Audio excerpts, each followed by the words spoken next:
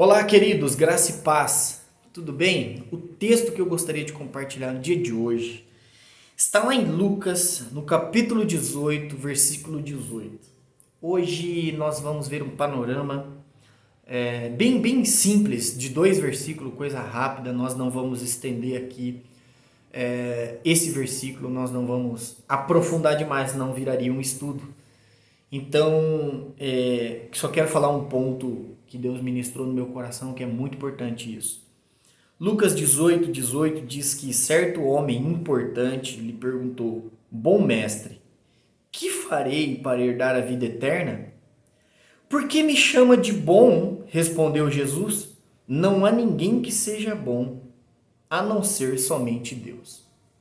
Sabe, queridos, eu quero que você imagine isso. Jesus está ali caminhando para um homem ali, um homem importante, a Bíblia diz. E ele fala assim: o que eu farei? O que eu farei para dar a vida eterna?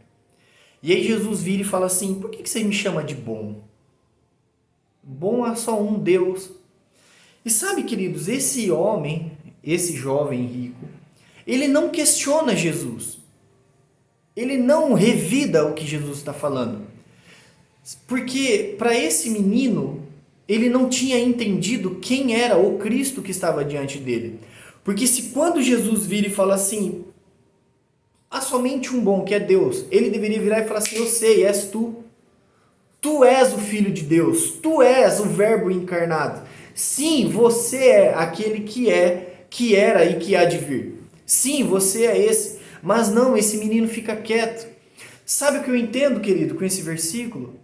Que é nosso nível de entrega, o nosso nível de rendição, o nosso nível de submissão está intrinsecamente ligado com o nível de compreensão e revelação que nós temos de quem é Jesus. Porque se nós cremos que Jesus só é um profeta, Jesus só é uma luz, Jesus só é aquela pessoa que está pregada lá na cruz, em uma igreja, ou que a cruz está vazia, porque ele não está mais lá, ou se nós cremos apenas que ele foi um homem que passou pela terra, ou se nós cremos que ele é apenas uma energia no cosmos.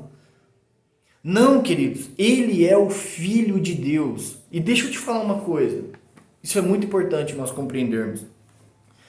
Esses dias eu vi um pastor falando, não vou citar por ética, e ele falava assim que Deus, na eternidade, ele gerou um filho para que todos os seres humanos olhassem para o filho dele e pudessem ver Jesus. Então, Deus na eternidade gerou um filho e depois gera o ser humano para que todos que verem ser humano lembrem do filho. Sabe, queridos, esse é um campo perigoso para nós trilharmos.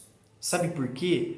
Porque se eu acreditar que na eternidade o pai gerou um filho, eu digo que o filho não é eterno como o pai é. Porque Jesus, queridos, preste muita atenção nisso, em nome de Jesus, preste muita atenção.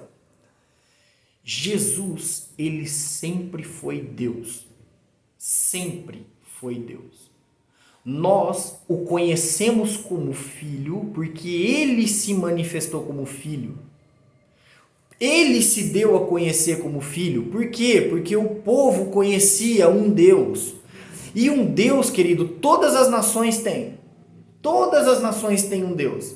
Pode ser uma vaca, pode ser um bezerro, pode ser um touro, pode ser uma estátua, pode ser uma imagem, pode ser o que for. Mas o que faltava era uma revelação de entender que Deus é Pai.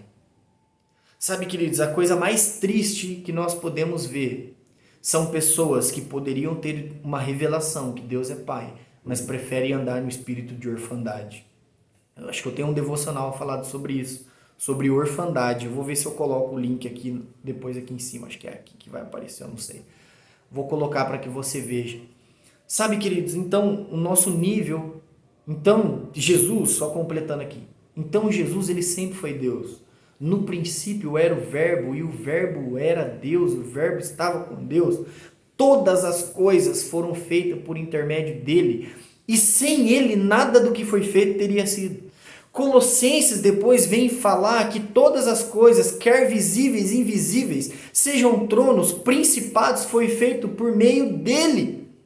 Então, queridos, Jesus sempre foi Deus. Antes que houvesse dia, eu sou. Antes que Abraão existisse, eu sou. Esse é o nosso Deus. Então, o nosso nível de entrega, o nosso nível de renúncia, o nosso nível de submissão está totalmente relativizado com aquilo que Cristo é e o nível de compreensão que nós temos de quem Ele é. E queridos, deixa eu te falar, Ele é o Senhor absoluto de todas as coisas. E eu finalizo esse devocional. Que Deus te abençoe. Em nome de Jesus Cristo, eu quero acabar com esse versículo. Porque dele, por Ele e para Ele são todas as coisas. A Ele a glória para todo o sempre. Amém e amém.